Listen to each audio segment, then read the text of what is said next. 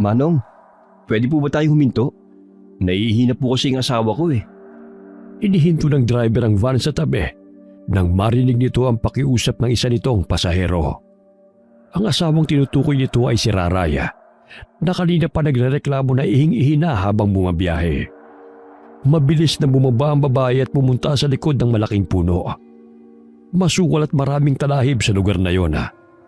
Walang lingon-lingon na umihi siya roon.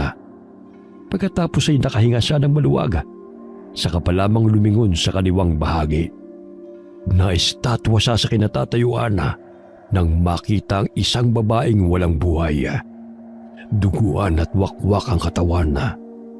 Agad siyang lumabas sa talahiban na yun, pero hindi pa man siya nakakalayo ay hindi niya na napigilan pang masuka. Nang makita siya ng asawa, lumapit ito kagad sa kanya. Ano nangyari? Ayos ka lang ba? Junior, Diyos ko po, may bangkay! May patay doon! Anong sinasabi mo, Raray? Anong bangkay? Doon sa likod ng puno, nakahandusay siya. Duguan! Wakwak ang katawan niya. Nakalabas sa laman loob, Junior. Diyos ko! Baka naman kung ano lang yun. Hindi ako namamalikmata. Nakita ko mismo. Amoy dugo. Nilalangaw. Parang hayop na kinatay. Tingnan mo. Ayoko nga. Tumawag tayo ng polis. Hindi, wag na. Ano? Bakit? Baka madamay pa tayo dyan. Halika na. Bumalik na tayo sa loob ng sasakyan. Naghihintay ng driver oh.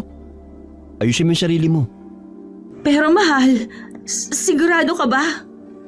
Alam mo naman yung ipinunta natin dito, di ba? Hindi tayo pwede masangkot sa gulo. Tara na. Sigurado bang safe tayo dito? Paano kung adik ang gumawa niyan o kaya aswang? May aswang ba sa bayan na to? Shh, tama na. Wala naman siguro. Halika na. Kanina pa naghihintay yung van. Inayos ni Raray ang sarili bago bumalik sa sasakyan. Nadidinig nila ang ibang pasahero na nagrereklamo dahil sa tagal nilang makabalik. Humingi na lamang sila ng pasensya sa mga ito. Ngunit hindi makalimutan ni Raray ang kanyang nakita kanina lamang. Kaya pinilit niyang ipikit ang mga mata habang nakayakap sa asawa. Dumaan sila sa isang lungsod bago nakarating sa lugar na pupuntahan. Sumakay sila ng tricycle at bumiyahe ng mahigit 10 kilometro bago nakarating sa baryo Kambangay. Naiwaglit sa isipan ni Raray ang kahindik-hindik na nakita niya kanina.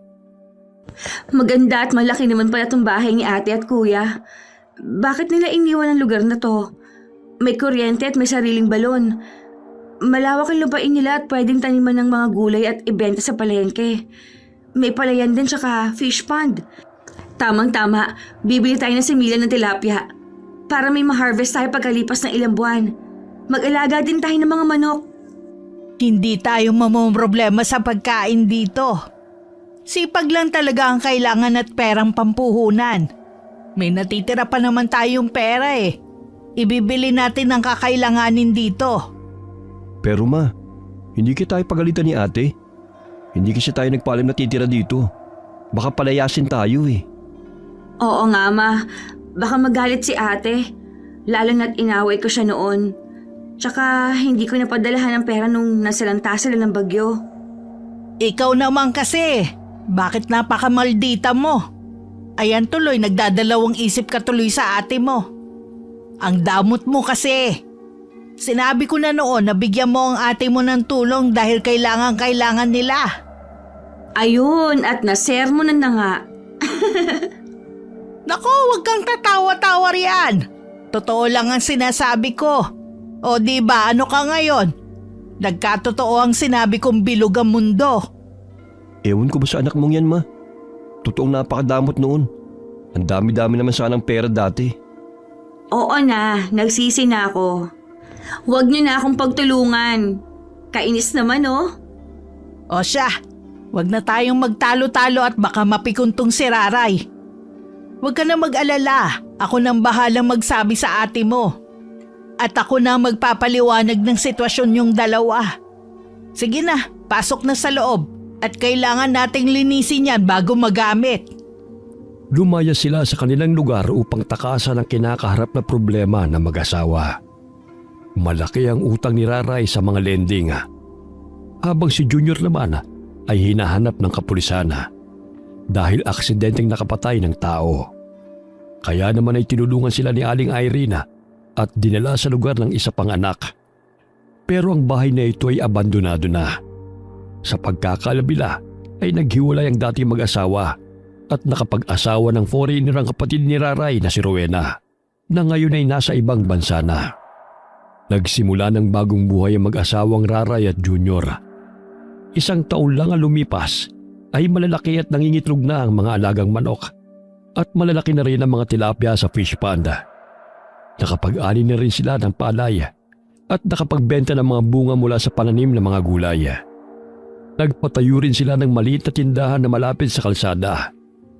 Naging malapit din sila sa kanilang mga kapitbahay. Lalo't kinuhang ninang sa kasal si Aling Irene sa anak na mag-asawang Roger at Prima. Maaliwalas ang umaga nang minsang madaan si Mang Roger sa tindahan nila. Magandang umaga, Mare. Pabili nga ako ng toyo at mantika, tsaka sibuyas at paminta. Mukhang masarap na ulam ang lulutuin mo ah. Huhulaan ko. Adobo ang uulamin ninyo, no? Nahulaan mo. Adobo nga. Adobong langka. Uy, masarap yun. Pahingi ako ah. Oo ba? Ma, ikaw ba ang bumili nitong pregnancy test? Aanhin mo to. Saan ba ginagamit ang bagay na yan, ha? Ginagamit ng buntis. Yun naman pala bakit mo pa tinatanong? Sino nga ang gagamit? Ikaw? Aba, wag mo akong minamalit at hindi pa ako nagme-menopause, no? Pangarap pa namin ng tatay mo na magkaanak ng lalaki. Mama talaga, 50 ka na kaya? Ang arte-arte mo pa paanong dalaga? Napatingin si Aling Irene kay Raray at hinampas ito sa balikat ng pabiro. Aba, syempre naman. Kahit 50 na dapat maalaga pa rin sa sarili. Hindi porket matanda na losang na. Aba, buntis ka ba, Mare? May asim ka ba pala? Mukha ngang mas masigla ka ngayon kaysa nung huli kitang nakita. Ako pa ba? Hindi ko naman pinapabayaan ng sarili ko, no? Kahit paabala sa tindahan, dapat fresh pa rin. Nasaan nga pala si kumpare? Kanina ko pa hinahanap Hindi ba't palagi siya nakatambay dito? Umuwi muna sa kanila. May inayos lang. Pero babalik din yun sa susunod na buwan. Siya nga ba, Mare? Ay, Mama, magluto na ako. Ano bang gusto mong ulam? Agahan ko na magluto at pupunta daw kami sa bayan mamaya para mamili ng mga paninda. Ubus na kasi yung ibang paninda mo O sige, magluto ka rin ng tortang talong ha? Para mapasarap ang kain ko. Tapos mag-isa ka din ng alamang. Naku, naglalaway ako sa alamang Sige. Iyon na lang muna ang ulam natin mamaya. Ihahatid ko lang dito mamaya ha. Ay, siya nga pala. Doon ka ba sa bahay mamaya matutulog? Hindi na muna. Dito muna ako sa tindahan. Mas masarap ang tulog ko dito Kayo po ang bahala. Bibili na lang po ako ng tilapia para panghapunan natin mamaya. O sige. Prito sana saka bumili ka din ng mangga. Aba, at talagang mukhang naglilihi ka nga. Akala ko'y biruan nyo ng mag-ina. Hindi naman gaano. Medyo napapasarap lang ng kain. O sige, Mare. Mauna na ako't magluluto pa kami ng kumari mo. Sige. Ingat. Salamat sa pagbili ha. Kinagabihan na hindi makatulog si Aling Irene dahil sa nararamdaman niyang pagkirot ng kanyang puson at bewang. Ilang araw niya nang iniinda ito. Pakiramdam niya ay may lumulutang sa ilalim ng puso niya. Pero nung gumamit siya ng pregnancy test ay negatibo naman ang resulta. Marahil nga ay bunga ito ng pagme-menopause niya. Napabalita tuloy sa buong lugar na nagdadalang tao siya kahit hindi naman. Sa wakas ay nakatulog ang matanda. Pero sandali pa lamang ay bigla na naman siyang naalimpungatan nang marinig ang biglang may kung anong kumalabog sa bubong. Tapos ay parang may hangin o nilalang na gustong sirain ang yero. Marahan niyang kinapa ang flashlight sa tagiliran at bumangon. Naalala niyang may tira siyang ulam na hindi nailigpit at naisip na baka pumasok ang pusang pasaway. Tinapat niya sa itaas ang flashlight sa pinailaw. Napansin niyang biglang sumilip ang liwanag. Agad niyang napagtanto na butas na ang bahaging yun ng bubong. Matapos niya itong ilawan, ay may narinig siyang tila tumalon at mga kaluskos na parang papalayo. Ipinagwalang bahala na lamang ito ng matanda dahil wala naman sa isip niya ang anumang bagay. Akala niya ay pusa lamang ito ng kanilang kapitbahay. Nang mailigpit na niya ang ulam, agad siyang bumalik sa higaan at ipinagpatuloy ang kanyang pagtulog. Madaling araw na rin nang siya'y makatulog, kaya tanghali na siya nagising. Umuwi siya sa bahay para maligo at naabutan niya si Raray na kumakain ng hilaw na mangga. Sarap na sarap ito sa kinakain at hindi man lamang makita ng pangangasim ang mukha. Ang sarap! Umagang-umaga manggayang kinakain mo. Ang dami mo nang naubos oh. Baka masira ang tiyan mo niyan. Kumain ka sana muna ng kanin bago yan. Hindi na, Ma. Ayos na itong pang-agahan ko. Ang asim naman yan. Saan mo ba nakuha yan? Sinabi mo kahapon wala ka nabiling mangga sa palengke. Abay pinagdadamutan mo na naman ba ako? Ang nanay naman. Kinuha ko lang to dyan sa kapitbahay. Huwag ka maingay at baka mamaya marinig ka. Pagbintangan pa tayo magnanakaw ng mangga. O bakit, hindi ba? Masarap Saka ang dami-dami namang bunga. Hindi nila mahahalata na nanungkit ako. Bukas, mangunguha ako ulit. O sige, damihan mo ha. Siya nga pala, nasaan ang asawa mo? Nandoon sa fish pond, pinapakain ng mga isda. Nagpatuloy sa pagkain si Raray habang nakaupo sa bangko sa labas ng bahay. Hawak niya ang halos isang plato ng hiniwang manggang hilaw at sarap na sarap niyang sinasawsaw ito sa patis na may sili. Bawat kagat ay sinasamahan niya ng pagniwi dahil sa asim. Ngunit agad namang sinusundan ng pagdila sa labi. Tila ninanam namang perpektong timpla ng alat at anghang. Walang pakialam si Raray sa malisyosong tingin sa kanya ng ina. Abala siya sa pagkain. Napapangiti pa siya kapag pasimpleng inaamoy ang patis. Naglilihi ka ba? Ha? Hindi po. Alam mo naman, Ma. Matagal na akong hindi nakakain ng manggang hilaw. Tsaka, alam mo rin na paborito ko to noon pa man. Ganun ba? O sige na, maliligo muna ako at pupunta ako sa high school. Magtatanong ako kung pwede ba tayong magbenta ng ulam at pangmeryenda sa kantin nila. Ikaw na muna magbantay sa tindahan, ha? Sige, Ma. Makalipas ang isa pang buwan, ay may napapansin si Aling Irene sa anak. Medyo tumataba ito, saka lumalaki ang tiyan at bewang. Napapansin din niya ang patagong pagsusuka ng anak sa likod ng bahay. Hoy, umamin ka nga sa akin. Buntis ka, no? Ha? Paano mo naman nasabi, Ma? Napakrus ng braso si Aling Irene, sabay turo sa tiyan ni Raray. Abay, lumalaki na yung tiyan at bewang mo ah. Kahit anong tabingin ang upo mo, halata pa rin. Ang talas talaga ng paningin ninyo. Wala talaga kayong pinalalampas. Sinasabi ko na nga ba walang normal na babaeng nakakakain ng mahigit 10 hilaw na mangga sa isang upuan lang. Ilang buwan na ba yan, ha? 4 na buwan na po akong hindi dinadatnan Diyos kong bata ka. 4 na buwan na hindi mo pa sinasabi sa akin. Dapat nung 1 buwan pa nagpa-prenatal ka. Napayuko si Raray sabay kagat ng labi. Alam niyang may punto ang ina, pero bago pa siya makapagsalita, hinawakan ni Aling Irene ang kanyang kamay. Alam mo mahalaga yan, anak. Bukas pupunta tayo sa health center. Huwag ka nang pumalag. Opo, Ma. Salamat po. Napabuntong hininga si Aling Irene, pero hindi mapigilan na mapangiti. Sa kabila ng pag-aalala, Masaya siya dahil magiging lola na siya. Teka, bakit nga ba itinatago niyo pa sa akin? Ano bang meron ha?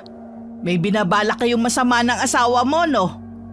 Hala, hindi po. Walang ganon. Hindi ko po agad sinabi sa inyo kasi di ba yung sitwasyon namin? Nababaliw ka na ba? Bakit naman ako magagalit? Apo ko yan. Teka, alam na ba to ni Junior? Hindi pa po eh. Nag-away kasi kami kahapon dahil gusto niyang tumabi sa akin. Ayaw kong katabi siya eh. Naiinis ako kapag nakikita kong pagmumukha niya. Diyos ko naman, Raray. Hindi porket buntis ka ikaw laging iintindihin. Kailangan mo rin mag-adjust at intindihin ng asawa mo, no? May pangangailangan din yun. Diyos ko, nag-asawa ka pa talaga. Naman, parang hindi ka dumaan sa pagbubuntis ah. Sige, basta bukas na bukas pupunta tayo sa center. Habang nag-uusap silang mag-ina, biglang tumunog ang dikipad na telepono ni Raraya. Agad niya itong ibinigay sa kanyang ina. Oh, kayo ang sumagot. O bakit? Sino ba yan? Si ate. May nauna siyang text kanina at nagalit siya kung bakit dito tayo tumira sa bahay niya. Pinaalam mo ba sa kanya? Hindi ah. Paano ko sasabihin? Hindi kami bate. Saka, di ba ang usapan natin noon, ikaw ang magsasabi? Ano nangyari? Ako nang bahala, akin na. Inuha ni Aling Irene ang cellphone at sinagot ang tawag ng kanyang anak. Agad na bumungad ang galit na boses ng kausap at ang panunumbat kung bakit tumira sila sa bahay nang wala man lamang paalama. Pinaalis sila sa lalong madaling panahon. Ano ka ba naman, Rowena? Sana naman maintindihan mo kung bakit dito kami nagpunta ng kapatid mo. Wala na nga siyang mapuntahan eh. Ikaw ba maaati mo na makulong sila mag-asawa? Huwag namang ganun. Ngunit patuloy pa rin sa kanyang paninermon si Rowena. Ang sabi pa nito'y huwag konsintihin ang dalawa. Huwag silang itago dahil tiyak na pati si Aling Irene ay maaaring madamay sa kalokohan ng kanyang kapatid. Ipinagpilitan nitong mas mabuti na umuwi na lamang sila at harapin ang kanilang mga kaso dahil baka doon pa siya tumulong. Ngunit hindi nagpatinag si Aling Irene. Di kung hindi ka makaintindi, di wag. Ako na nga itong nakikiusap, ayaw mo pa akong pagbigyan. Hayaan mo, aalis kami rito. Ibebenta lang namin yung mga naipundar naming gamit. At lalayas na kami dito sa bahay mong inabandona mo na nga. Pinagdadamot mo pa. Agad nitong ibinaba ang cellphone at marahas na umupo.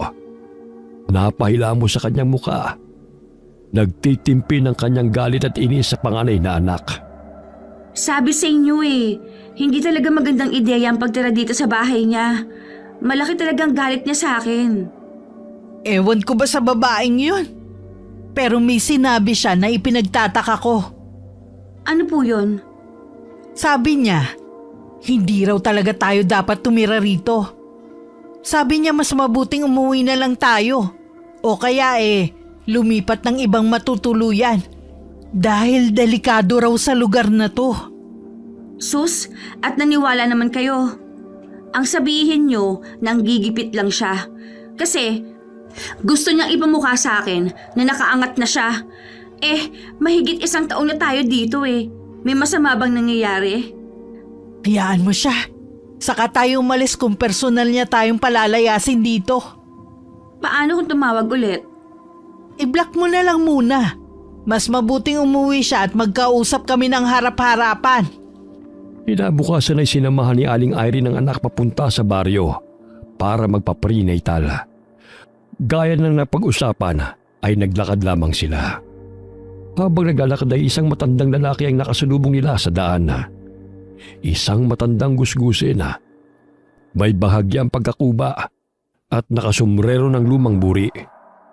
May dala siyang isang lumang sako at may kung anong nakabandel sa loob nito. Nang makita sila, huminto siya at tumingin kay Raraya. Maraming salamat, Ining.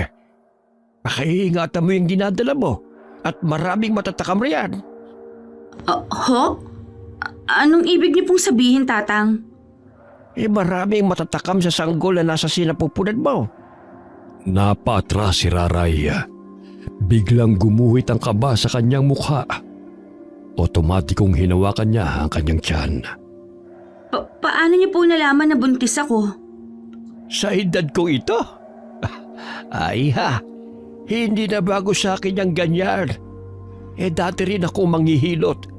Kayang-kaya kong makita yan sa kilos at aura ng isang babae. Tahimik na napatingin si Aling Irene kay Raraya. Kita sa kanyang mukha ang alinlangan na. Pero nagpasa siyang baguhin ang usapan. Tatang, saan po ba ang punta nyo? Bakit naglalakad kayong mag-isa? Dahan-dahang lumingon si Mang Lindo kay Aling Irene. Bumuntong hininga at hinigpitan ang hawak sa kanyang dala. Matagal na akong rumarampa sa lugar na ito. At alam kong may parating na panganib. Papanganib? Anong ibig niyo sabihin? Muling humagikgik si Mang Lindo. Pero sa pagkakataong ito, may halong lungkot ang kanyang tawa. Tumingala siya, tila sinusuri ang langit, bago muling bumaling sa kanila. Mag-ingat kayo. Hindi lahat ng tao sa paligid nyo ay totoo. Marami ang nagkukunwari at nagtatago ng tunay nilang pagkatao. Malamig ang dating ng kanyang huling salita. Napalunok si Raraya habang si Aling Irene ay pasimpleng kinabahan. Isang malamig na hangin ang dumaan na parang lalong nagpabigal sa sinabi ng matanda. Maya-maya pa, humakbang si Mang Lindo palayo. Hinahaplos ang lumang sako na parang may laman ito na siya lamang ang nakakaalam. Nang mawala sa paningin nila ang matanda, nagkatinginan si Raray at Aling Irene. Ma, okay lang kaya si Tatang? Hayaan mo na, anak.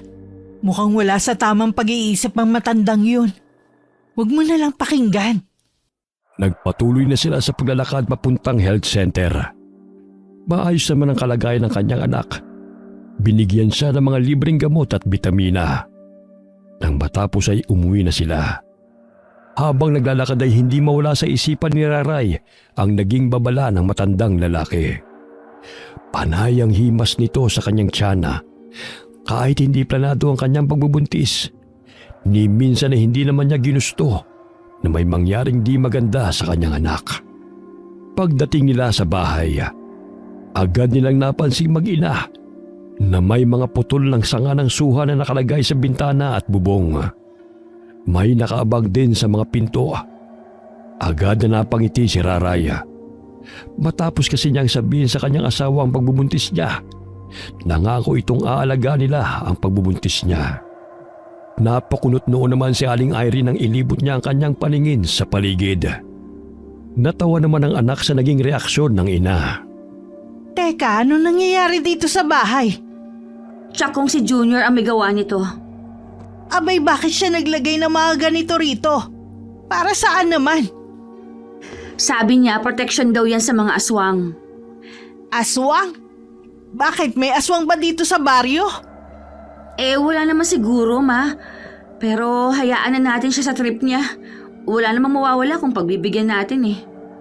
Mula sa likod ng bahay ay lumitaw si Junior at may hawak itong itak at ilan pang piraso ng sanga ng suha. Kumusta ang lakad niyo, mahal?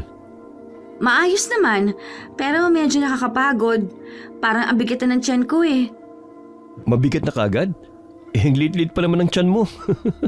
Nagpapabebe ka lang ata eh. Hoy, hindi ah.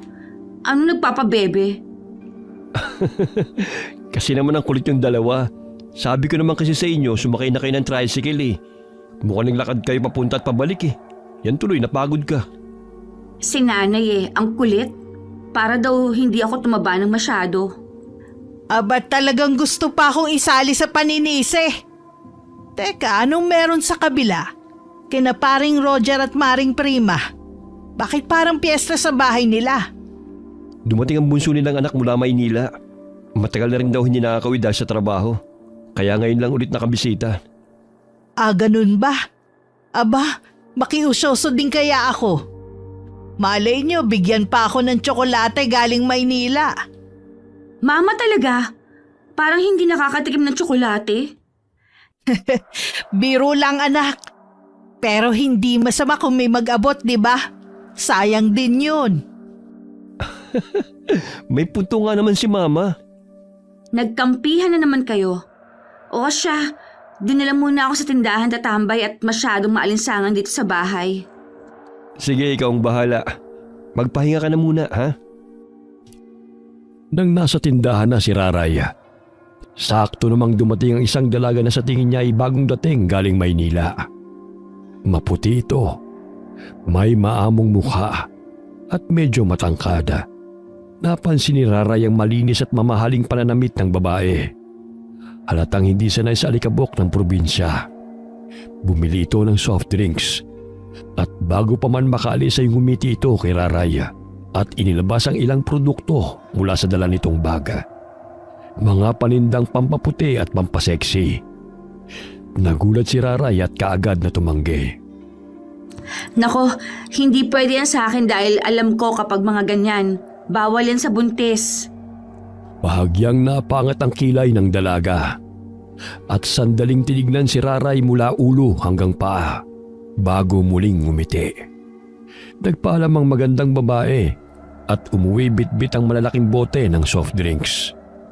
Pagsapit ng hating gabi, mahimbing na natutulog si Raray at Junior sa kanilang kwarto.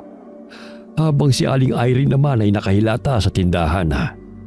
Bahagyang naghihilik. Tahimik ang paligid, maliban sa marahang huni ng kuliglig sa labas. Biglang isang malakas na kalabog sa bubungan ng tindahan ang gumulantang kay Aling Irene. Napabalikwas siya ng bangon. Ramdam ang mabilis na tibok ng kanyang puso. Sa sobrang gulat, pakiramdam niya ay saglit na humiwalay ang kaluluwa niya sa katawan. Sumunod ang malalakas na huni at tila away ng mga ibon sa bubungan. Napakunot noo si Aling Irene. Sa inis dumiretso siya sa kusina.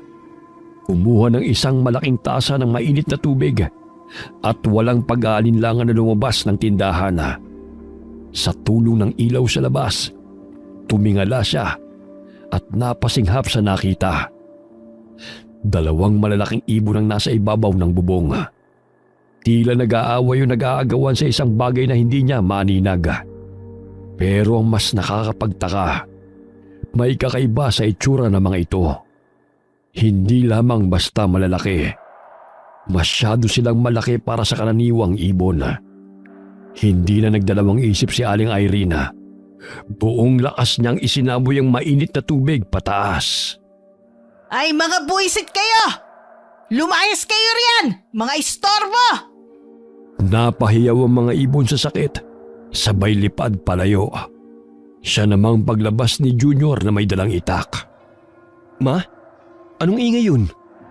Mga malalaking ibon. Ayun, tinapunan ko ng mainit na tubig. Mga buwisit, parang gustong gawin pugad ang bubong natin. Hindi pa man nakakasagot si Junior. Biglang pumailang lang sa ere ang isang makapanindig balahibong hiyaw mula sa loob ng bahay. Junior! Halos sabay na nagkatinginan sina Aling Irene at Junior bago parehong kumaripas ng takbo pabalik sa loob. Pagpasok ni Junior, agad niyang nakita si Raray na nanginginig. Habang walang tigil ang pinagpapapalo ng walis tambo ang isang pusang itim na nasa paanan ng kama. Raray, anong ginagawa mo? Ba't mo hinahampas yung pusa? Kanina pa yung nakatitig sa akin. Pagmulat ko ng mata, nasa paanan ko siya. Agad na dinampot ni Junior ang isang matibay na kahoy na nakasandal sa gilid ng pinto at buong lakas na hinampas ang pusa. Napasigaw ito sa sakit bago mabilis na kumaripas ng takbo palabas ng bahay. Dali-daling isinara ni Junior ang pinto at inilak ito. Napatakbo si Aling Irene papunta kay Raraya. Hinahagod ang likod ng anak na nanginginig pa rin sa takot. Ano ba nangyayari sa gabing to? Una, malalaking ibon sa bubong. Tapos ngayon pusang itim sa loob ng bahay? Ma, Junior, natatakot ako. Pakiramdam ko may gustong gumawa ng masama sa akin. Napatingin si Junior sa bintana. Sa kabila ng dilema, may aninong nakatayo sa labas. Hindi gumagalaw. Tila tahimik silang pinagmamasdan. Agad niyang isinara ang bintana maski maalinsangan ng gabi. Ayos ka lang ba? Tahan na. Pusa lang yun, ano ka ba? Huwag ka na matakot. Naligaw lang siguro yun at pumasok nung lumabas ako. Dito na lang ako matutulog. Ma, tabi tayo. Sa kabilang kwarto na lang muna si Junior. Ayos lang ba sa'yo, Junior? Ayos lang, ma. Sa kabila na muna ako matutulog. Kinabukasan ay maagang bumangon si Aling Irene at binuksan ang tindahan. Malayo pa lamang ay natanaw niya na si Mang Roger na may dalang baunana. Papunta ito sa gawin niya. Magandang umaga, Mare. Magandang umaga rin sa'yo, pare. May bibilhin ka ba? Wala. Hinatid ko lang itong itinabing ulam ni Priwa para sa'yo. May ginagawa kasi siya kaya ako na napag-utusan. Birthday kasi ng anak kong galing sa Maynila. Alam naman namin na hindi ka dadalaw Kahit anong pilit namin ang pag-imbita sa inyo. O kaya ito, tinabihan ka lang namin ng ulam. Ay wow, salamat dito ha. Pakisabi na lang sa anak mo ha, binabati ko siya. Mukhang masarap to ha. Itsura pa lang nakakagutom na. Uy teka, ano nangyari dyan sa braso mo? Bakit parang may paso? Oo nga Ang tanga talaga ng anak ko kagabi. Nagbuhos ng mainit na tubig sa termos. Pero dahil nakatutok sa cellphone, ayun, sa braso ko nabuhos. Aroy, ang sakit niyan pare. Sinabi mo pa, kung di lang birthday niya ngayon, nako, baka napalo ko na Ipa-check up mo yan, baka magka-infection pa. Oo, huwag ka mag-alala. Pupunta ako mamaya sa klinik. Salamat ha. O paano? Uwi na muna ako. Darating na mga bisite. Sige. Salamat ulit ha. Kaagad na tinikman ni Aling Irene ang ulam. Dahil natatakam siya sa itsura ng kalderetang kambing. Malapot at malambot. Sarap nguyain. Pero napahinto siya sa pagguya dahil natatabangan siya sa timpla nito. Nakailang piraso siya bago na pagdesisyonan na isalang ulit sa apoy para dagdagan ang timpla ng asin. Habang abala si Aling Irene sa kusina, lumapit si Rayray at sumilip sa kaldero. Ma, ano yan? Kalderetang bigay ni paring Roger. Pahingi ako, ma. Nagugutom na rin ako Mamaya na. Isalang ko muna sa apoy para timplahan ng maayos. Matabang kasi tsaka malamig na rin. Kagabi pa yata niluto to. Sige ma. Mas masarap din kasi kainin kapag mainit. Lalo na kung may dagdag na pampalasa.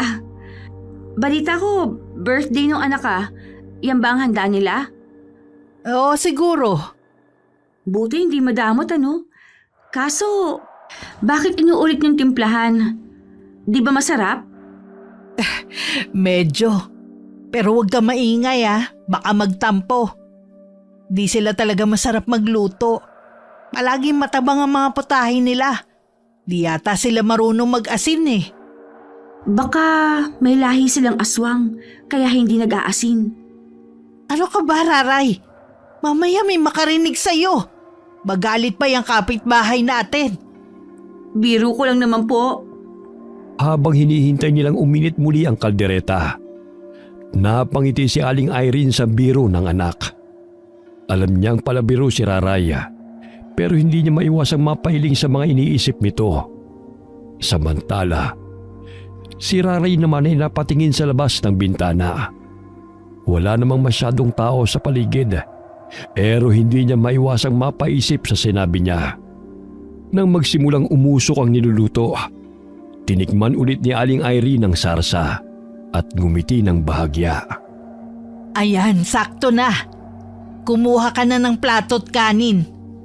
Agad namang tumayo si Raraya. Sabik na sa mainit at malasang kalderetang kambing. Habang kumakain, Hindi niya napigilan ang sarili at muling bumulong. Pero ma, isipin mo, paano kung... Kumain ka na lang dyan. Natawa na lang si Raray at pinagpatuloy ang pagkain. Pagdating ng hapon, nag-ayang mag-grocery ang kanyang ina. Pero dahil medyo masama ang pakiramdam niya, ang kanya na lamang asawa ang sumama. Ngunit gabi na ay wala pa rin silang dalawa. Nag-aalala na si Raray. Hindi mapakali habang hinihintay ang dalawa. Nakaupo siya sa labas ng tindahan, palinga-linga sa paligid. Nang biglang may dumaan sa ere. Isang napakalaking ibon na bumilis ang lipad palayo. Agad siyang kinabahan at mabilis na pumasok sa loob ng tindahan. Sinigurong nakalak ang pinto. Ngunit bago pa siya makapag-isip ng kung ano pa, isang malakas na kalabog sa bubong ang gumulat sa kanya. Muli niyang narinig ang pagaspas ng malalaking pakpak. Kasunod ang mabibigat na yabag sa ibabaw ng yero. Nanginginig ang kamay niya at dinampot ang isang gunting. Walang kasiguruhan kung paano niya ito magagamit bilang proteksyon. Pero mahigpit niya itong hinawakan. Maya-maya'y narinig niyang may umuungol sa itaas ng bubong. Parang tunog ng isang galit na pusa. Napaatras si Raray. Hindi niya maintindihan kung bakit pagkatapos ng tunog ng pagaspas ng pakpak, ang nakadapo sa kanilang bubong ay tila isang pusa at hindi ibon. Dahan-dahan siyang sumilip sa screen ng tindahan at muntik na siyang mapasigaw sa nakita. Isang malaking itim na pusang tumalon mula sa itaas pabagsak sa lupa. Nanlaki ang kanyang mga mata. Ito ang parehong pusa na pumasok sa bahay ng minsan. Ngunit bago pa siya makagalaw, isa pang malaking pusang dumating at tila nakikipagtalo sa nauna. Halos hindi makahinga si Raray sa kaba. Hindi siya sigurado kung anong balak ng dalawang hayop. Pero isa lang ang alam niya, hindi ito pangkaraniwang mga pusa. Dahan-dahan siyang kumuha ng isang supot ng asin. Binutas niya ito at saka kumuha ng isang dakot bago ibinato sa direksyon ng dalawang pusa. Agad silang napatalon at nang tumingin sa kanya, nanlilisik ang kanilang mga mata. Isa sa mga pusa ang biglang tumingala. Waring may hinahanap na daan sa itaas. Nanginginig si Raray habang mahigpit na nakahawak sa natitirang asin, handang ipagtanggol ang sarili laban sa kung anumang nilalang ang kaharap niya ngayong gabi. Sige, subukan mong pumasok. Marami pa akong stock ng asin dito. Kakarestock ko lang. Uubusin ko to sa inyo. Sige lang. Hindi nagpakita ng karuwagan si Raray dahil alam niyang sasamantalahin lamang ng mga ito kung magiging mahina siya. Kailangan niyang gumawa ng paraan para mailigtas ang sarili. Habang hinihintay na dumating ang kanyang asawa at ina, ilang minuto lang ay nagtakbuhan ang dalawang pusa nang may tunog na motor ang dumating at tuminto sa harapan ng tindahan. Sakay sila Aling Irene at Junior. Agad na bumaba si Junior at sumilip sa tindahan. Nakita niyang umiiyak si Raray habang bitbit ang asin. Mahal, ano nangyari? Bakit may hawak kang asin? Bakit ang tagal niyo umuwi? Ang tagal namin nakahanap ng masasakyan tricycle pa uwi. Ano ba kasi nangyari at namumutla ka? Para kang nakakita ng multo. May aswang dito kanina. Sigurado ka ba? Oo, nakita ko. Kakaiba sila. Hindi ordinaryong pusa. Kilala mo ko, mahal. Hindi ako naniniwala sa ganyan. Pero sa nakita ko kanina, sigurado ako. Hindi sila karaniwang pusa lang. Mga aswang sila. Naku, baka inaantok na yung asawa mo. Tanungin mo, baka nagpalipas ng gutom kaya kung ano-anong sinasabi. O heto, may dala kaming fried chicken. Kumain ka na. Ano ba? Maniwala kayo sa akin. May aswang dito kanina. Hindi ako nagbibiro. Shhh! Huminahon ka. Wala ka nang dapat ay pag-alala, mahal. Nandito na ako. Nandito na kami ni Mama. Baka kaya ayaw tayong patirahin ni ate dito dahil alam niyang may aswang sa lugar na to. Baka hindi naman talaga siya nagdadamot. Baka ang gusto lang naman niya, mailayo tayo sa kapahamakan. Mabuti pa umalis na tayo dito. Oo na, sige na. Bukas na lang natin pag-usapan ang tungkol dyan. Tama ang asawa mo. Bukas na lang natin pag-usapan yan. Pagunda tayong lahat para mag-isip pa. Alam mo naman yung sitwasyon natin. Hindi tayo pwedeng magpadalos-dalos ng desisyon. Paano yung isdaan? Yung palayan? Paano tong tindahan? Sayang naman lahat to, di ba? Pwede naman tayo magsimula ulit. Basta huwag lang dito. Natatakot na ako. Kakayanin naman natin eh. Nakaya nga natin magsimula nung halos walang-wala tayo eh. Ngayon pa kaya na may kaunting ipon naman. O sige na, sige na. Mabuti pa isara na natin tong tindahan. Tulungan mo ko, Junior. Dali mo na yung mga pinamili natin. Sige, ma. Junior, maniwala ka sa akin oh. Pakinggan mo naman ako. Naniniwala ako sa'yo. Pero mahirap kasi magpapadalos-dalos tayo.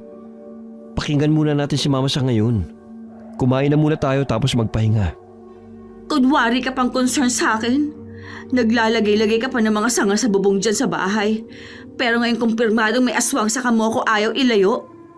Hinaan mo nga yung boses mo. Nilalagay ko yan dyan pantaboy sa masasamang elemento sa paligid dahil buntis ka. Eh yun naman pala eh. Lumayo na tayo dito, Junior. Huwag na nating hintayin na may masamang mangyayari sa amin ng anak mo. Walang masamang mangyayari sa inyo basta nandito ako. Lagi na kitang babantayan para mawala na yung pangamba mo. Ewan ko sa inyo. Kung may masamang mangyari sa akin, kayong dalawa ang sisisihin ko. Inabukasan, walang imik si Raraya. Hindi kinakausap ang dalawa. Nakaupo lamang siya sa may kusina at tila di napapansin ang kanina pang nag-iingay na tunog ng takore. Mabuti na lamang ay pumasok si Aling Irina at napansin niyang kumukulo na ang tubig. Agad niyang pinatay ang gasula at isinalin sa termos ang mainit na tubig. Ayos ka lang ba, anak? Kanina ka patahimik dyan ah. Ma, hindi ko alam. Hindi ko matanggal sa isip ko yung nangyari kagabi eh. Paano kung bigla silang bumalik? Naiintindihan kita. Kaso nga paano yung mga tanim natin? Malapit nang anihin yung palay. Tapos kung aalis tayo dito, paano kung bumalik ang tatay mo na wala tayo rito? Saan niya tayo hahanapin? Kailan ba kasi siya babalik? Eh ilang araw na lang babalik din yun. Huwag mo nang uulitin yun, ha? Ang alin po? Muntik nang matuyo ang tubig sa takore. Di lang yan sayang sa gasol. Paano kung magkasunog pa rito? Malalagot tayo sa ate mo. Hayaan niyo po, hindi na mauulit. Sige po, doon na lang muna ako sa kwarto ko. Tahimik na naglakad pabalik sa kanyang silid si Raraya. Bigla niyang naisip na mag-impake na lamang ng kanyang mga gamit. Uuwi na lamang siya sa dati nilang lugar at maninirahan doon ng mag-isa kung ayaw umuwi ng kanyang asawa at nanay. Nang matapos siyang mag-impake, ay siya namang pagpasok ng kanyang asawa. Saan ka pupunta? Ayoko na dito. Pareho kayo ni Mama, ayaw niyo maniwala sa akin. Natatakot na ako, baka bumalik yung aswang. Ano ka ba? Huminahon ka nga. Naniniwala naman ako sa iyo eh. Pero dapat muna nating ayusin yung mga alaga natin. Yung mga tanim para di sayang. Yun lang naman. Aalis tayo rito. Maghanap tayo ng mas magandang lugar.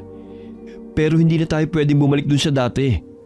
Alam mo makukulong ako. Tayo. Kapag ginawa natin yun. Ay hindi! Kahit ano pang sabihin mo, aalis pa rin ako.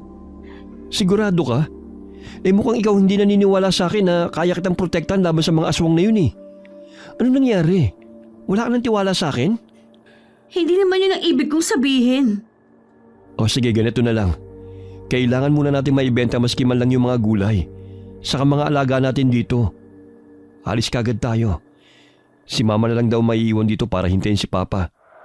At sila na lang daw munang mamamahala sa isdaan at palayan natin. May iwan si Mama? Gustuhin man niyang sumama pero hindi talaga pwede. Pero ayos lang naman si mama eh. Kayang-kaya niya ang sarili niya. Saka kaya ka lang naman siguro naging lapitin sa aswang kasi nagdadalang tao ka eh. Huwag ka mag-alala. Aalis tayo agad-agad. Pero paano kung hindi agad makauwi si Papa? Kawawa naman si Mama dito. Huwag ka na mag-alala. Nagbili na ako sa kapitbahay natin na tignan-tignan siya habang wala pa si Papa rito. Mababait naman sila Mang Roger eh. Napanatag maski pa paano si Raray sa pangako ng kanyang asawa. Pumayag siya sa gusto nitong maghintay ng kaunting araw. Pero ang paghihintay nilang yun ay tila nawala ng silbi. Dahil naging sunod-sunod na naging kamalasan nila. Tila napeste ang mga alaga nilang manok. Natagpo ang patay ang mga ito, pero pinabayaang nakakalat lamang sa bakuran nila. Walang ninakaw, walang nabawas. Kasunod nun ay naglutangan ng mga isda sa palaisdaan na. Suspetsa nila ay nalaso ng mga isda. Sumunod ay ang mga gulay na parang binagyo, parang may sadyang sumira. Sinabutahe ang lahat ng kanilang mga pinagkakakitaan. Sinira ang lahat ng kanilang inaasahan at pinagpaguran. Sino kayang gumawa ng lahat ng to? Bakit niya tayo ginaganito? Mabuti pa yung umalis na tayo dito. Hindi na po talaga magandang kutob ko eh. Sige mamaya, aalis na tayo. Kayo na lang. Dito lang ako. Nagmandaling mag-impake ang dalawa. Pero di pa man sila nakakatapos maghanda, ay biglang bumuhos ang napakalakas na ulan. Sa pagkakataong yun, alam na nilang malabo na silang makaalis dahil panigurado na wala na silang masasakyan. Lalo pat papagabi na naman. Wala silang nagawa kundi ang matulog na lamang at magpahinga ng gabing yun. Pagsapit ng hating gabi, ay muling nabulabog ang kanilang mahimbing na pagtulog. Parang may nag-aaway na mga hayop sa labas ng kanilang bakuran. Junior! Junior, gising ka! Bakit? May masama bang nangyari? Pakinggan mo si Taas. Bumalik nga sila. Mahal! Maya-maya pa, may malalakas na kalabog sa bubungan. Parang may mabibigat na paa na naglalakad sa yero. Sumunod ang malakas na pagkalmot sa dingding. Nanginginig si Raray sa takot. Natatakot ako. Kukunin ko na nga ang itak. Huwag mo akong iwangan. Sandali lang. Kailangan natin maghanda kung sakali. Balik ka kaagad ha. Lumabas ng kwarto si Junior at hindi kaagad nakabalik. Kaya tumayo si Raray at pinindot ang switch ng ilaw.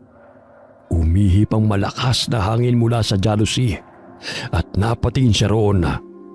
Napako siya sa kinatatayuan nang makita ang isang pangit na nilalang na nakangisi at lumalabas ang dila habang naglalaway na nakatingin sa kanya. Nanginig siya sa takot.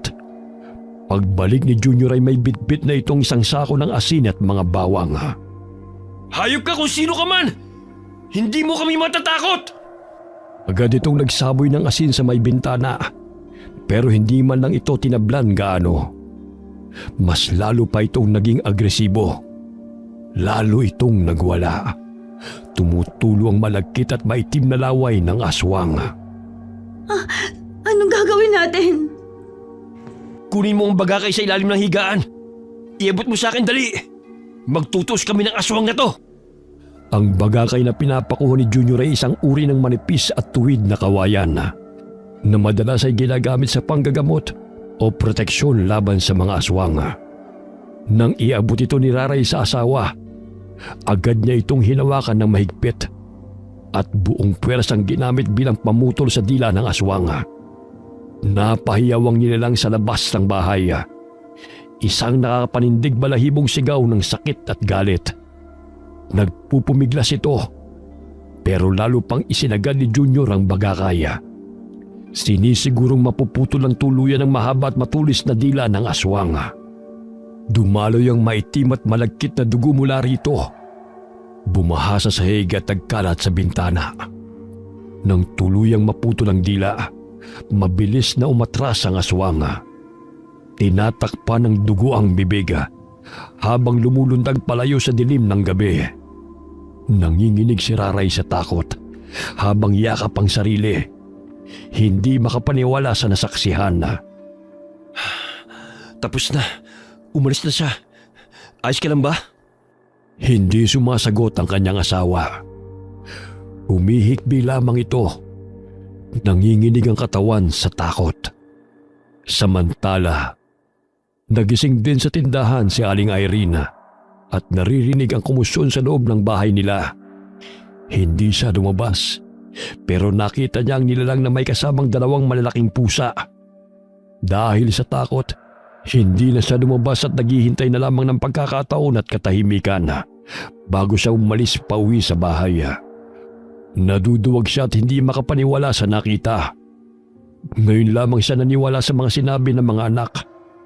Nag-aalala siya ngayon para sa anak na buntis. Kaya naman nung mawala na ang ingay sa labas, ay nagmasid siya sa paligid. Nang masigurong nawala na ang ingay, ay dali-dali siyang lumabas at tumakbo papunta sa bahay. Kumatok siya ng maraming beses bago pa pinagbuksan ng pinto. Diyos ko, Junior! Duguan niya ang kamay mo! Ma, si Raray. Bakit? Ano nangyari sa anak ko? Mukhang na-trauma siya sa nangyari kanina. Pumasok si Aling Irene sa kwarto at nakita niyang nakasiksik si Raray sa sulok sa likod ng kabinet. Nanginginig pa rin ito at ayaw tumayo. Halatang gulat na gulat pa rin sa nangyari. Hindi napigilan ni Aling Irene ang sarili. Napayak siya habang pinagmamasdan ng anak. Hindi niya inakala sa isang gabi lamang ganito na ang magiging kalagayan ni Raray. Para bang nawala ito sa sarili. Tulala at takot na takot. Lalo siyang nag-alala dahil buntis pa naman ito. Hindi niya alam kung paano ito aamuin o kung paano muling maibabalik sa normal ang pakiramdam ng anak. Magdamag niya itong niyakap. Pinapatahan habang marahang hinihilot ang ulo. Pinainom din niya ito ng mainit na tubig. Umaasang kahit paano'y makabawas ito sa kaba at takot na bumabalot kay Raray. Anak, tama na. Ligtas ka na, wala na ang aswang. Hindi. Hindi pa siya umaalis. Naririnig ko pa siya. Nasa labas lang siya nakatingin, naghihintay. Wala na, anak. Tapos na. Kasama mo na ako. Gusto niya ang anak ko, di ba? Alam niya. Alam niya. Hindi niya ako titigilan. Anak, walang kukuha sa'yo. Hindi kita pababayaan. Hindi ka nila nakikita, Nay. Ako lang. Ako lang ang gusto nila. Naririnig ko sila. Kahit ngayon, ang ingay nila. Anak, tama na. Wala kang naririnig. Tapos na ang lahat. Hindi totoo yan. Naririnig ko sila. Gusto nilang kainin ang anak ko. Anak, maawa ka sa sarili mo. Tama na, anak. Ma, gusto ko nang umuwi. Ayoko na dito. Uwi na tayo. Ngayon na, habang hindi pa sila bumabalik. Oo, anak. Aalis tayo. Aalis tayo. Labis na nag-alala sina Aling Irene at Junior dahil sa kakaibang ikinikilos ni Raray. Hinala nila ay natroma na nga talaga at tila wala na sa sarili. Kaya naman nagpasa na sila na dalhin ito sa ospital. Naiwan si Junior para bantayan ang kanyang asawa. Samantalang si Aling Irene naman ang lumabas para maghanap ng masasakyan nilang tricycle. Ngunit nang nasa kalsada na siya, himala namang wala ni isang sasakyan na dumadaan. Meron pa isa-isa, pero hindi naman pampasahero. Nabalitaan ng ginang na may inililibing na tricycle driver. Kaya malamang na nakipaglibing ang mga ito sa kanilang kasamahan, kaya walang namamasada. Sa gitna ng kanyang labis na pag-aalala, biglang napatigil ang ginang nang makita ang matanda na nakita nila ng anak noong papunta sila ng health center. Ikaw? Bakit? Natatandaan mo ba ako? Ako yung kasama nung buntis na hiningan mo ng tubig. At nagbabala ka tungkol sa kanyang sanggol. Natatandaan mo? Oo. Bakit? Kailangan namin siyang dalhin sa ospital.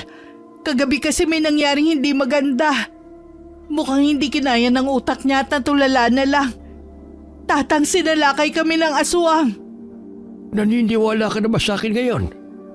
Oo, naniniwala na ako. Siya nga pala. Baka may kakilala kayong may tricycle o anong pwedeng masakyan papunta sa bayan. Wala akong may tutulong sa bagay na yan. Pero meron akong may tutulong sa ibang bagay. Yun ay kung hahayaan mo ako at papayagan. Anong ibig mong sabihin? Isa akong albularyo, iha. Matutulungan kita sa anak mo. Albularyo ka? Bakit ang tungis mo? Saka ang dami mong bitbit na abubot to. Akala ko nga pulubi ka na pag-alaga-ala lang eh. Ito mga bitbit ko. Mga halamang gamot to na kinukuha ko dyan sa gubat tuwing umaga. Marumi ako, syempre. Sino ba naman ang pupunta ng gubat na naka-deforms? Pasensya na kayo kung nahusgahan ko kayo. Ayos lamang yun. O ano, ihatid mo na ako sa anak mo. Hindi na nag-isip pa si Aling Irene. Kaagad niyang isinama ang matanda pa uwi. Habang naglalakad, napansin niyang maraming tao sa bahay ng kumpare niyang si Mang Roger. Agad nagtanong si Aling Irene kung ano nangyari. Isang masamang balita ang kanyang narinig. Patay na raw ang anak nitong dalaga na galing sa Maynila. Ayaw sabihin ng pamilya kung ano ang ikinamatay nito. Nagpatuloy sila sa paglalakad. Gustuhin man niyang makiramay sa mabait na kapitbahay, ay inuna na lang muna ni Aling Irene ang kapakanan ng kanyang anak. Pagdating nila sa bahay, ay agad niyang pinapasok ang matanda. Ma, sino yung kasama mo? Akala ko ba kukuha kayo ng tricycle? Walang namamasada eh. Nakita ko siya habang nag-aabang ako ng masasakyan. Isa daw siyang albularyo. Ho? Hindi naman natin kailangan ng albularyo eh. Ang kailangan natin masasakyan para makalis na tayo kaagad. Wala ngang sasakyan. Kung wala, bukas na lang ng umaga. Alam ko uuwi na yung anak nilang galing sa Maynila. Baka pwede tayong makisabay kina Mang Roger. Hindi nila tayo tutulungan dahil patay na yung anak nila na sinasabi mo. Ano? Oo, nabalitaan ko kanina. Ba't nadali din sa wakas sa mga hinayupak na yan? Anong sabi nyo? Bakit naman po kayo nagsasalita ng ganyan sa kapwa nyo, Tatang? Ang pamilyang yan, mga lahi sila ng aswang. Ano? Paano matagal nang naniniraan dito sa baryo ang pamilya na yan? Ilan lamang naman ang nakakaalam sa tunay nilang pagkatao. Yun lamang mga katulad ko na albularyo. Yung pamilya na yan, mababait naman sila. Nagiging aswang sila, pero di naman sila na may merwisyo ng tao. Teka, ang sinasabi niyo ba, posibleng silang sumasalakay na aswang sa amin? Hindi malayo, anak. Sandali, namatay ba kamo mama yung anak nila? Diyos ko. Oh, bakit? Agresibo kasi yung aswang na yun kagabi. Tapos nadali ko siya. Naputulan ko ng dila. Nako, kayo palang may kagagawan. Delikado. Delikado talaga. Bakit to, Tatang? Dahil tiyak na maghihiganti sila. Kailangan natin maghanda. Bakit naman sila maghihiganti? Hindi ko naman sinasadya. Anong gagawin natin? Kailangan natin ng panlaban sa aswang. Kailangan natin maghanda. Sasamahan ko kayo. Ano po bang mga gamit na kailangan nyo? Asin, bawang, suka at sili. Huwag mong sabihin na wala kayo nun. Meron po. Marami akong bilhin ng bawang nung nakaraan kasi pasama ang duda ko sa paligid. May 2 container naman ng suka. Tsaka marami rin pong sili sa likod ng bahay. Kukunin ko muna ang 1 sako ng asin sa tindahan. Mabuti kung ganon. Teka, nasa na ba yung anak mong babae? Ay, oo nga pala, nakalimutan ko. Halika, sasamahan kita papunta ron. Naabutan nila si Raray na kumakain ng tinapay habang nakaupo pa rin sa sulok. Nang makita niya si Mang Lindo, natigilan siya at nagsimulang humikbi. Ma! Aswang! Huwag ka lalapit! Diyan ka lang! Shh, anak. Hindi siya aswang. Si Tata Lindo yan, naaalala mo? Hindi siya masama. Iha, pwede ko bang hawakan ang kamay mo? Oh, wag! Kakainin mo ako! Hindi kita kakainin. Gusto ko lamang tingnan kung may sugat ka. Sandali lang ha. Sige. Tinapat ni Mang Lindo ang dalawang daliri sa pulsuhan ni Raray saka pumikit. Pagkatapos nun ay nilapag niya ang baga at binuksan na. Kinuha niya ang isang maliit na kahon at binuksan na. Bumungad ang maliliit na garapa. Kumuha siya ng isa at binuksan na. Naglalaman yun ng langis na may maliliit na kahoy sa ilalim. Inumin mo ito, Iha, para gumaling ka. Teka, Tatang. Para saan yan? Ligtas ba yan inumin ng anak ko? Buntis siya at baka mapano ang bata. Alam kong buntis siya, kaya huwag ka mag-alala. Ligtas ang gamot na ito. Paano ka nakakasiguro? Isa akong albularyo sa lugar na ito, kaya magtiwala ka. Kahit matagal na akong tumigil sa panggagamot, alam ko pa rin kung paano manggamot. Sige na, ipainom mo na to sa anak mo. Sige na anak, inumin mo agad yan. Nagdadalawang isip si Raray na tanggapin ang bote. Pero kalaunan ay kinuha niya yon at ininom hanggang sa naubos. Hinipa ni Mang Lindo ang tuktok ng ulo ni Raray, saka umusal ang paulit-ulit na orasyon. Pagkatapos ay inihipan niya ulit. Nakaramdam ng hilo ang babae at unti-unting pumikit. Ano nangyayari sa kanya, Tatang? Bakit nahimatay ang anak ko? Kumalma ka lang. Umepekto ng gamot kaya normal lang na makatulog siya. Ihiga na lang natin siya sa kama at hintayin na magising. Gagaling na ba ang anak ko? Ikagaling siya. Ako pa. Ako nga pala. Palitan mo ang suit niya ng itim na damit. Bakit? Para hindi makita ng mga aswang ang sanggol sa sinapupunan niya. Sige. Narito na nga si sukat bawang. May sprayer ba kayo? Meron po. Nasa likod ng bahay. Kunin mo. Kailangan matapos na natin ang paghalo ng mga sangkap bago pa kumagat ang dilim. Kinuha ni Junior ang sprayer. Saka pinuto ng 3 puno na mayabong na sili at dinala sa loob. Mas madali kaysa isa-isahin sa pagpitas sa mga bunga nito. Pinagtulungan nilang pitasin ang bunga ng sili at nilagay sa malaking kaldero kasama ang bawang sa kadidikdik. Habang ang asin at suka naman ay pinaghalo sa malaking balde. Nang matunaw ang asin ay inihalong mabuti roon ang dinikdik na bawang at sili. Pagkatapos ay sinala. Saka naman inilagay sa sprayer. 5:30 natapos sila at nakahanda na. Tatang, epektibo kaya itong panlaban sa mga aswang? Oo naman. Subok na ito noon pa man. Subok na ito noon pa man. Ito ang ginamit ko noong huling nakipagbakbakan ako sa mga aswang na yan. Ang tanong kaya mo pa ba silang labanan ngayon sa edad mong yan? Hindi. Ha? Anong silbi ng posyon na ginawa natin? Pinaglololoko mo na kami. Hindi ko na talaga sila kayang labanan pa. Hindi mo ba ako nakikita? Sa tingin mo kaya ko pang buhatin ang tangke na ito? Tatang naman, huwag kang magbiro ng ganyan. Hindi ako nagbibiro. Hindi ako ang makikipaglaban sa kanila kundi siya. Ako po? Oo, iyo. Ikaw. Ikaw ang makikipaglaban sa kanila. Pero tatang, hindi ko alam kung paano. Simple lang ang gagawin mo, iho. Uminom ka ng isang baso nito. Ano? Abay, sabay pa talaga kayong dalawa.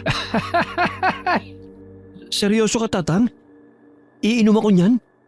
Ayoko. Hindi ko kaya. Maasim, maalat at manghang. Baka mauna pa ako mamatay sa mga aswang na yun. Wala kang pagpipilian kung gusto mong iligtas ang pamilya mo, bata. Baka mapano siya kung iinumin niya yan. Wala bang ibang paraan, tatang?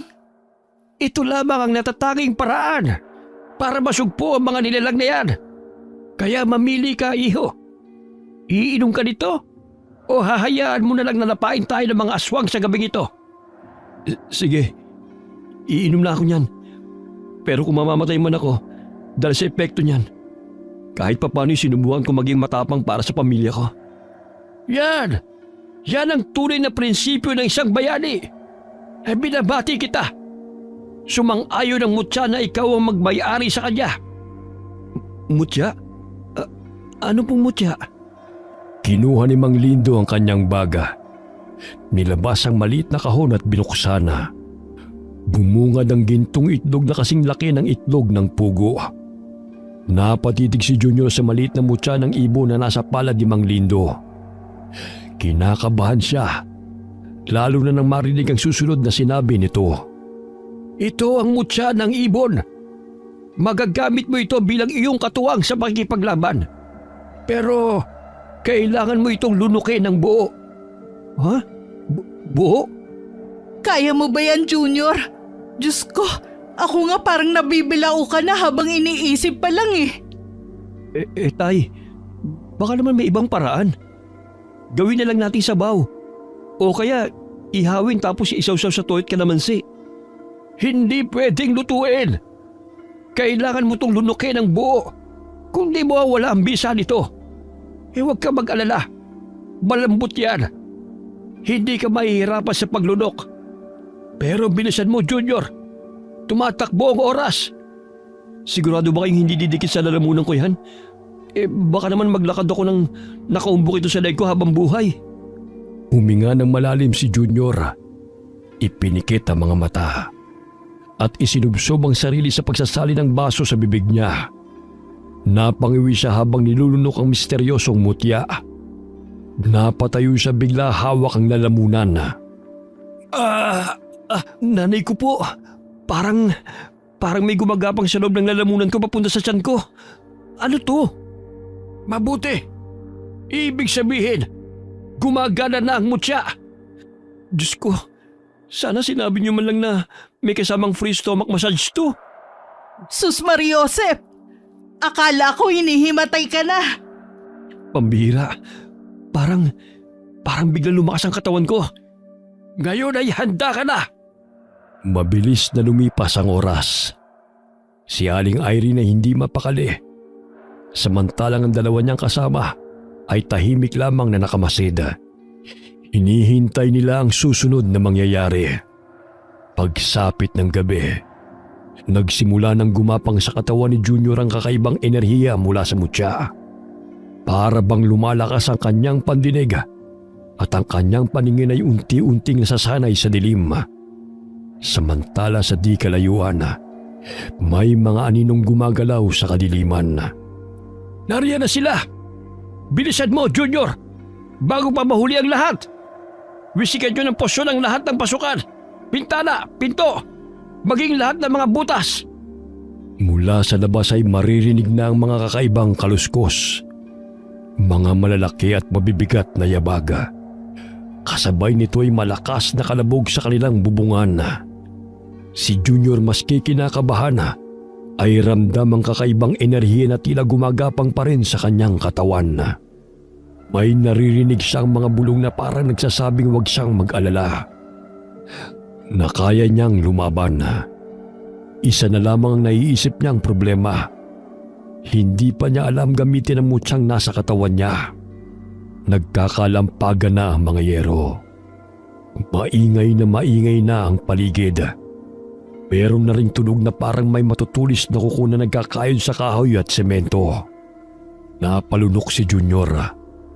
Alam niyang hindi ordinaryong mga nilalang ang nasa labas. Hindi ito gaya ng mga hayop na basta lang nag-aalburuto sa gabi. Ang naririnig niya ngayon ay parang mababang ungol na may kasamang huni ng isang nilalang na gutom at uhaw sa dugo. Tumingin siya kay Mang Lindo na kahit matanda na ay hindi natinag sa kinatatayuan. Mahigpit ang hawak nito sa isang matulis na kahoy na may ukit. Lumapit si Junior sa may bintana at saglit na sinilip ang nasa labas. Ganun na lamang ang panlalaki ng kanyang mga mata nang makita na napakaraming mga aswang ang nasa bakuran.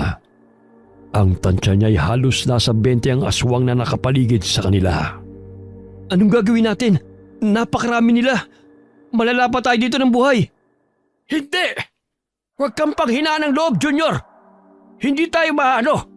Basta't manalig ka lamang sa kakayahan mo at sa mutsyang nasa iyo! Maya-maya habang nagkakagulo na ang mga aswang sa labas, isang pamilyar na boses ang narinig nila. Walang hiya kayo! Pinatay niyo ang anak ko! Papanagutin ko kayo rito! Lumabas kayo riyan! Mama, si Mang Roger nga ang aswang. Diyos ko, paano tayo lalaban? Mas matindi na ang pwersa nila ngayon. Napakarami nga nila. Handa silang pumatay. Hindi tayo magpapatalo sa kanila. Nasaan ang bagakay? Yun ang gagamitin ko sandata panlaban sa kanila. Tama yan, iho. Sasamahan kita. Lalaban tayo. Sandali! Susubukan ko muna makipag-usap. Baka naman madala pa to sa maayos na negosasyon. Tutal may pinagsamahan naman kami. Kumpare ko yan eh. Pagbibigyan naman siguro tayo. Lumapit si Aling Irene sa pinto. Nag-ipon siya ng lakas ng loob para kausapin ang kalaban na nasa labas. Pare, hindi naman sinasadya na manugang ko na mapatay ang anak mo eh. Hindi naman namin alam. Hindi namin sinasadya. Hindi kami nang bibiktima ng tao. Ilang beses namin pinigilan ang anak namin na biktimahin ng anak mo, Irene. Lahat ginawa namin. Alang-alang sa pinagsama natin bilang magkakapit bahay. Pero anong ginawa nyo? Pinatay nyo pa rin ang anak ko. Pasensya ka na. Wala na tayong magagawa. Hindi naman talaga namin sinadya eh. Hindi naman makatarungan na gantihan nyo kami ng ganito. Katarungan? Na paano ba kayo? Nabiktima ba kayo? Nasaktan ba ang anak mo? Hindi naman, di ba? Hindi nyo man lamang binigyan ng pagkakataong mabuhay ang anak ko. Anong katuwiran niya, Mang Roger? Huwag mong balaktutin ang katotohanan. Anak mo ang unang sumalakay. Sinubukan niyang biktimahin ng asawa ko. Ano? Hahayaan ko lang na gawin niyang pagkain si Raray at ang magiging anak ko? Walang hiya ka. Tama nga sinabi nila. Isa kang mamamatay tao. Hindi taong pinatay ko. Isang demonyo. Isang aswang. Magbabayad kayo. Magbabayad kayo! Habang nagbabangayan ng magkabilang panig, pumihit sa likod si Aling Prima. At mula sa bintana sa likod, doon niya nasilip si Raray na nakaupo at tulala. Sumitsit siya ng ilang beses hanggang sa napalingon ng buntis. Nagkatitigan sila sa mata. Umusal kaagad ng panalangin si Raray. Pagkaraan ng ilang sandali, inutusan niya si Raray na hubarin ang kanyang damit pang itaas. Sumunod naman ang babae. Naghanap siya ng maliit na siwang at may nakita siyang maliit na buta sa dingding. Inilabas niya ang kanyang dila. Ipinasok niya roon diretso sa tiyan ni Raray. Pero laking gulat niya nang bigla na lamang may kinuha sa bulsa ng suit itong pajama ang babae. Isang dakot ng asina at binudburan nito ang kanyang dila. Agad niyang binawi ang dila. Nagsisisigaw siya sa sakit. Hindi siya makapaniwala na di umubra ang hipnotismong kanyang ginamit sa babae. Narinig naman ni Junior ang kumusyon sa likod. Kaya umalis siya sa may pinto at pinuntahan ng asawa. Nakita niyang nahubad ang itim nitong t-shirt. Kaya agad niyang tinulungan na makapagbihis ito. Nakita niya ang aswang sa bintana na sigaw ng sigaw. Isinara niya ang kurtina para di na ito makita ni Raray. Nang matapos niyang suotan ng damit ang asawa, naramdaman niyang nag-iinit na ang kanyang kamay. Nang tignan niya ito, may bahagyang liwanag na bumalot sa kanyang palada. Parang apoy na di nakakasunog. Isang asul at gintong liwanag. Palakas ng palakas sa mga kalampag. Ang mga kuko ng aswang ay bumabaw na sa kahoy.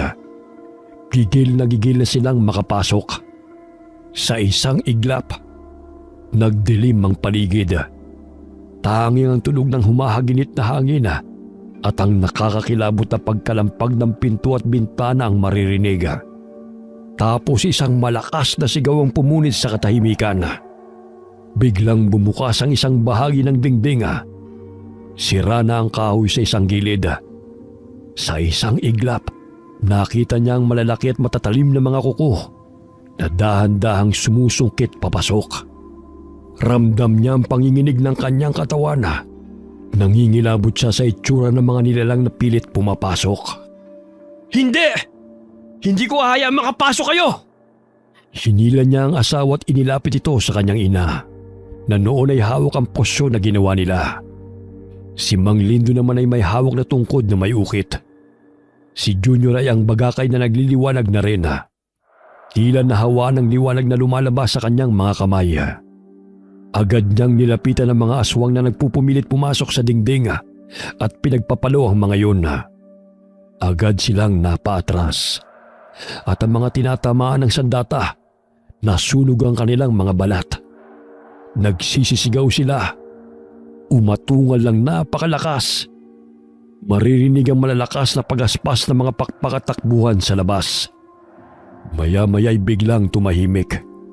Ang tanging madidinig lang ay ang malalakas na paghinga ni na Junior at Mang Lindo sa loob ng bahay.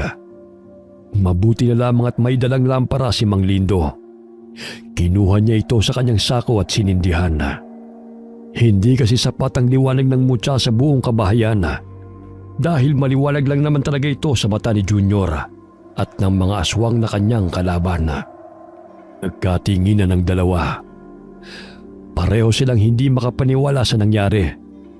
Lumabas sila para tignan ang paligid sa labas. Sa wakas, lumabas din kayo! Hindi! Dahil saan tayo? Akala nyo ba'y ganun-ganun lang? Magbabayad kayo, Junior! Pagbabayaran mo ang pagpatay sa anak ko!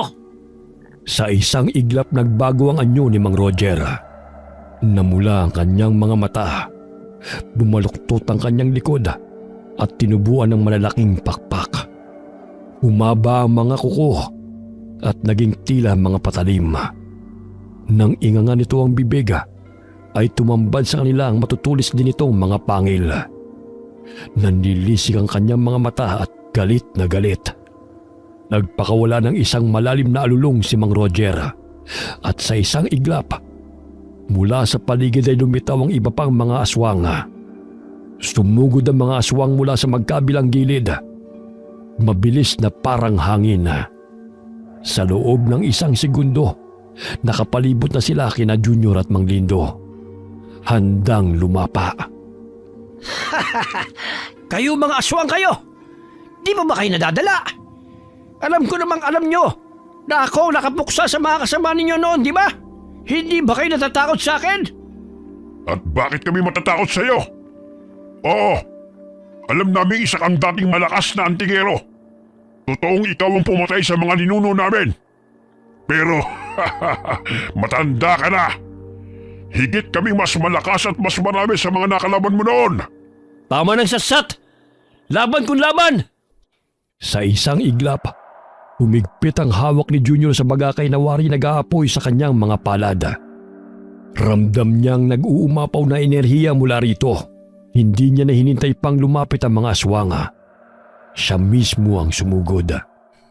Mabilis niyang inihataw ang bagakay sa unang aswang na sumalubong sa kanya. Agad itong bumaon sa dibdib ng nilalang at sa isang iglap, nagsimulang umusok ang sugat nito. Animoy sinusunog mula sa loob. Napasigaw ang aswang. Nagpupumiglas, ngunit lalo lamang lumalim ang pagbaon ng sandata sa kanyang laman. Isang saglit pa at bumagsak itong wala ng buhay. Nagmadaling umatras ang isa pang aswang, ngunit nahagip ito ni Junior sa tagiliran gamit ang matalim na dulo ng bagakay. Nagkikikisay ito sa lupa. Ang katawan nito'y nangulubot hanggang sa tuluyang naging abo. Nanlaki ang mga mata ni Mang Roger sa kanyang nasaksihan. Hindi siya makapaniwalang ang isang tulad ni Junior, isang hamak na tao, ay kayang tapusin ang kanyang mga kasamaan sa ganitong paraan. Napatingin siya kay Mang Lindo na nakatayo sa isang tabi. Mahigpit na hawak ang kanyang tungkod. Ikaw!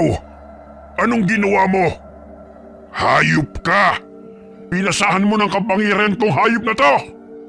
Ngunit imbes na sumagot, Isang matalim na titig lamang ang isinukli ni Mang Lindo. Muling inihanda ni Junior ang bagakay.